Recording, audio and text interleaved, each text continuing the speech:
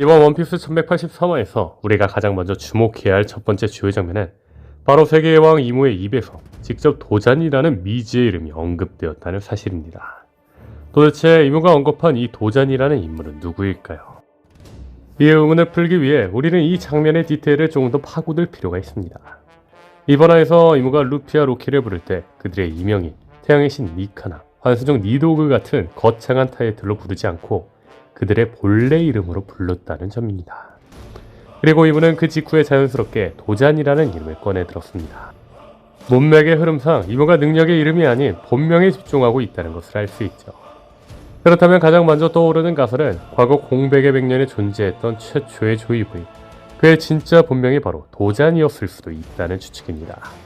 다만 최근 영상에서 말한 것처럼 도잔이라는 이름은 태양의 신 니카, 비의 신 자자와 함께 샨도라에서 언급되었던 대지의 신과 연결되는데 거대한 땅이 울리는 소리를 표현할 때 도잔이 사용됩니다.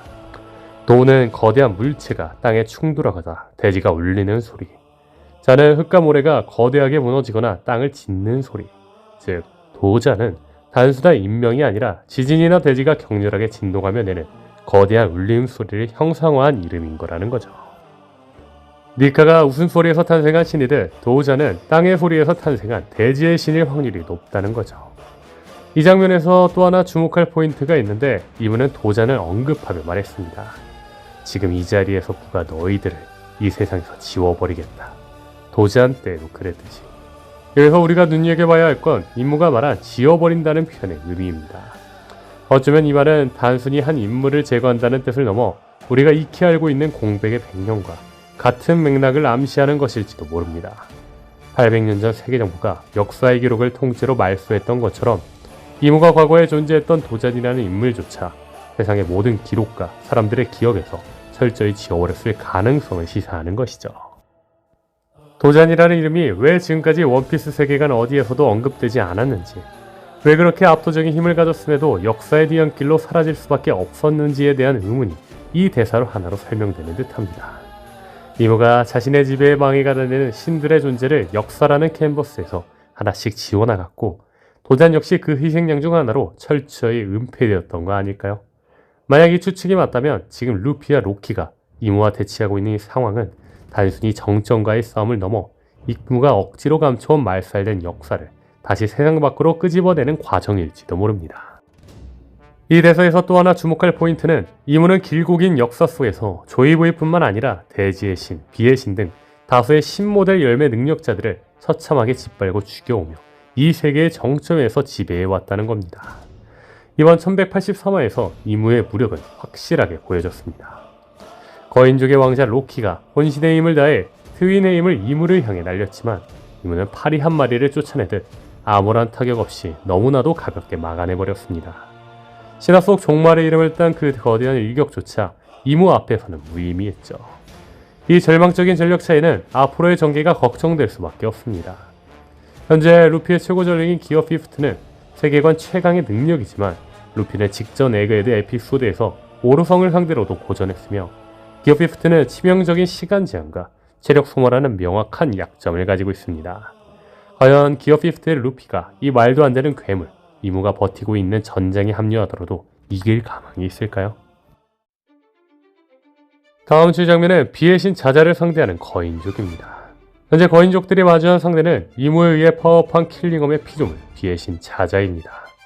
앞서 킬링엄이 만들어낸 일반 괴수들에게조차 고전했던 거인들의 전력을 고려하면 거인들이 자자를 상대로 승리할 가능성은 사실상 전무에 가깝다고 봐도 무방합니다. 이런 절망적인 상황에서 독자들의 시선은 당연히 현장에 거의 도달한 상디에게 쏠릴 수밖에 없습니다.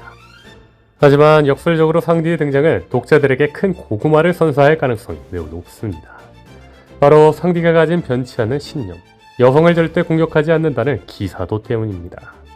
만약 상디가 자자와 대치하게 된다면 그는 자자를 직접 타격하는 대신 배후에 있는 킬링엄만을 노려 능력을 해제하려 할 것입니다.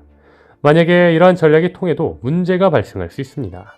킬링엄의 능력이 단순한 물리적 구현이 아니라 무의식과 깊게 연결되어 있다면 상디가 킬링엄을 공격해 그가 기절하거나 의식을 잃는 순간 통제되던 무의식의 연기에 폭주하는 자자의 능력이 더욱 예측 불가능한 형태로 변질될 위험성도 있겠죠. 물론 원피스라는 작품은 늘 극한의 답답함을 선사한 뒤 이를 단숨에 해소하는 폭발적인 카타르시스를 제공해왔습니다. 상대의 고구마 전개가 나온다면 이는 독자들이 카타르시스를 느끼기 위해 반드시 거쳐야 할 빌드업의 과정이라고 볼 수 있습니다. 그렇다면 오다스는 이 교착 상태를 어떻게 타개할까요? 저는 이 매치업이 조로와 상대의 역할을 나누는 방향으로 전환될 것이라 생각합니다. 조로는 지금까지 단순한 무력을 넘어 공포를 이겨내고 보이지 않는 것을 베어내는 검사로서의 정체성을 쌓아왔습니다. 킬링엄의 꿈 그 자체를 베어내어 자자의 근원을 끊어내고 킬링엄 본체를 제압하는 것은 오직 조로만이 가능한 영역이라는 거죠. 반대로 상대는 조로가 상대하려고 했던 소머즈라는 확실한 적수와 마주하게 될 것입니다. 사랑을 가벼운 감정으로 취급하는 소머즈의 오만한 태도는 진심 어린 사랑과 기사도를 신념으로 삼는 상대에게 가장 강렬한 분노를 불러일으키는 최고의 매치업이 되겠죠.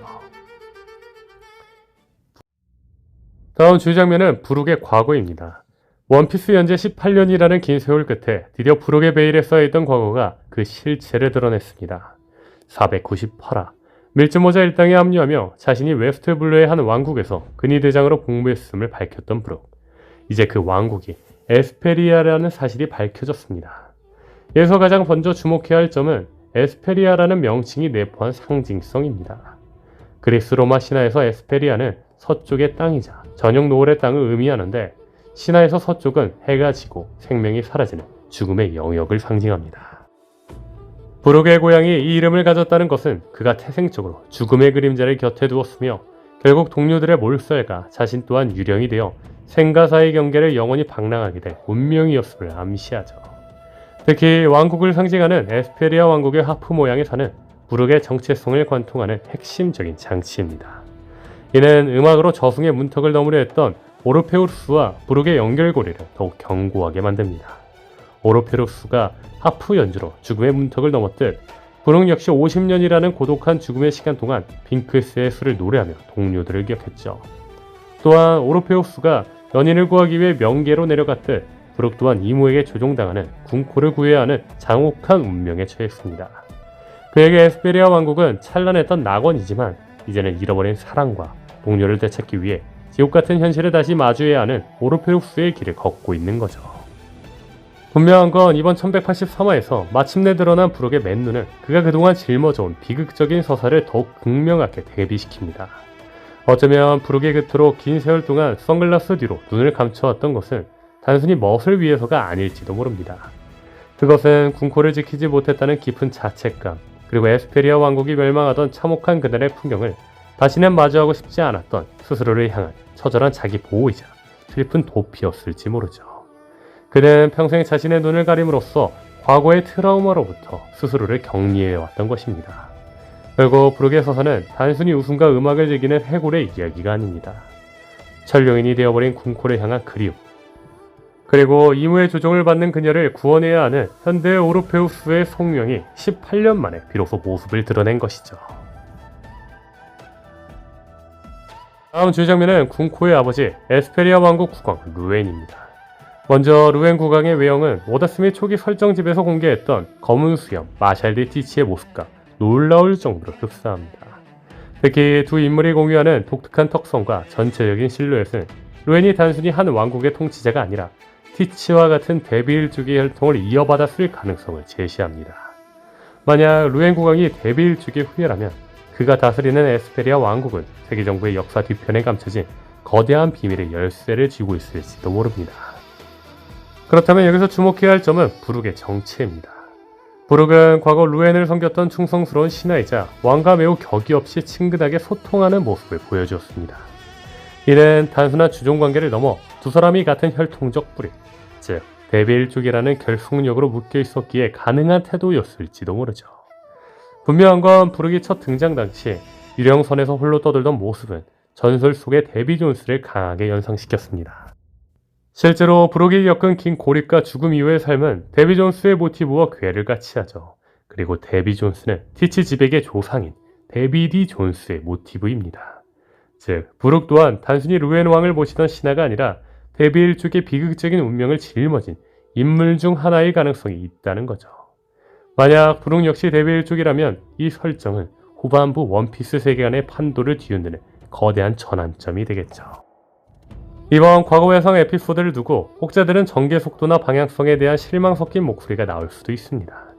하지만 원피스 최종막의 구성을 고려할 때 이번 회상은 단순한 과거 서술을 넘어 시리즈 역사상 가장 거대한 떡밥이 회수되는 결정적인 기점이 될 확률이 매우 높습니다. 과거 쿠마와 보니의 서사가 갓벨리 사건과 록스 적단의 비밀을 폭로하며 세계관의 밑바닥을 흩뜨렸던 것처럼 이번 회상 또한 우리가 미처 예상하지 못한 거대한 진실을 숨기고 있을 것입니다. 앞선 이야기했던 데비일 쪽의 떡밥이 해소될지도 모르죠. 또한 앞서 에스페리아 왕국은 그리스어로 저녁의 땅 또는 서쪽의 땅을 의미한다고 했는데 에스페리아는 신화 속에서 세상의 서쪽 끝을 지키는 헤스페리데스의 정원과 궤를 같이 합니다. 그런데 헤스페리데스의 정원에는 신들에게 불사를 가져다 준다는 황금 사과가 존재합니다. 오다스의 신화적 코드를 많이 채용한다는 걸 생각해본다면 이는 부룩이라는 인물이 가진 서사와 맞물리며 그 개연성을 극대화하는 강력한 암시가 될 수 있습니다. 부룩은 부활부활 열매를 통해 죽음을 극복하고 영생에 가까운 삶을 이어가고 있는 인물입니다. 신화 속 황금 사과가 불사의 상징이라면 부룩의 고향의 에스페리아 왕국이 바로 그 비밀을 간직한 핵심 장소였다는 설정으로 나올지도 모릅니다. 또한 지키는 자로서의 부룩의 과거 직책 또한 신화와 밀접하게 연결됩니다. 에스페리데스의 요정들이 황금 사과를 수호하는 임무를 띄웠듯 에스페리아 왕국에서 근위대장을 역임했던 부룩 역시 왕실의 가장 치명적인 비밀이나 귀중한 자산을 소유해야 했던 진실이 있을지도 모르죠. 만약 부활부활 열매가 이런 떡밥이 담겨있는 열매라면 원피스 세계관의 뒤틀린 역사를 바로잡는 핵심 변수로 떠올릴 수 있습니다. 부룩이 다시 군코와 마주했을 때 그가 자신의 영혼 에너지를 군코에게 주입하거나 혹은 군코가 가진 죽음의 저주를 자신의 열매 능력으로 정화시키는 전개가 충분히 가능할지 모릅니다. 이는 곧 부룩이 가진 부활의 의미가 타인에게도 적용될 수 있음을 증명하는 사건이 될 것입니다. 지금까지 각성한 악마의 열매들은 주변 환경을 변화시켰습니다. 부활부활 열매가 각성하다면 이는 범위 내의 모든 죽은 자 혹은 영혼을 일시적으로 깨우거나 제어하는 것이 될 수 있습니다. 루피와 로키가 이무에게 고전하고 있을 때 부룩이 각성하여 과거 지어진 역사 속에 있던 영혼들을 잠시나마 현세로 불러내어 이무의 지배력을 흔드는 반전 카드로 쓰일 가능성도 배제할 순 없겠죠.